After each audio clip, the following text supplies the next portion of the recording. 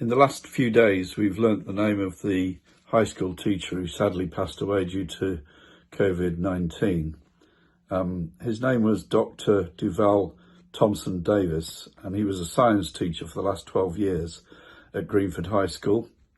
On behalf of everyone in Ealing, I'd like to pass on our sincerest sympathies and condolences to his family, friends, work colleagues and pupils at Greenford High School.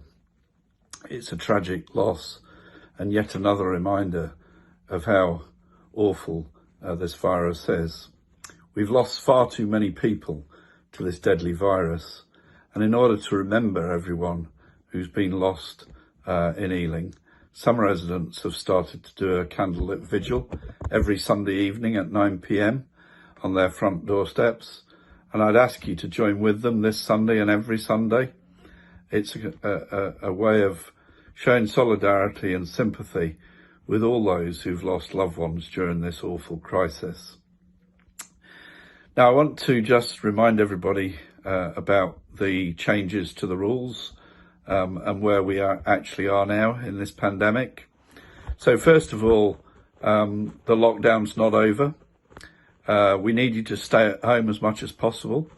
If you can work at home, please do. Avoid public transport and walk and cycle instead. When out and about, including in our parks, stay 2 meters away from others and wear a face covering in shops and other enclosed areas.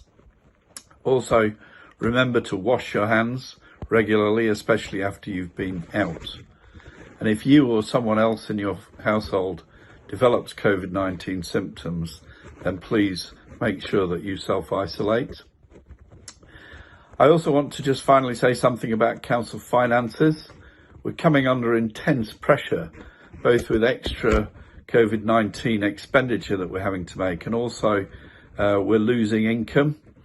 And we've worked out that this is costing us £52 million additionally in this current financial year. Even with the government's extra funding that they've given us so far, that means that we're still 30 million short. Nationally, local authorities are £10 billion short.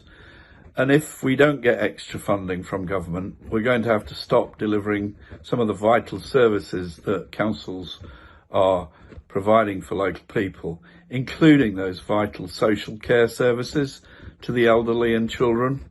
So we'll continue to campaign and ask the government to provide more financial help to us in this crisis.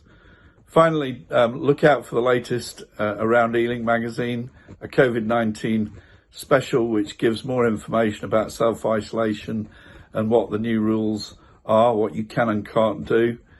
And again, just a plea for people to stay at home, and by doing that, you will protect the NHS and save lives.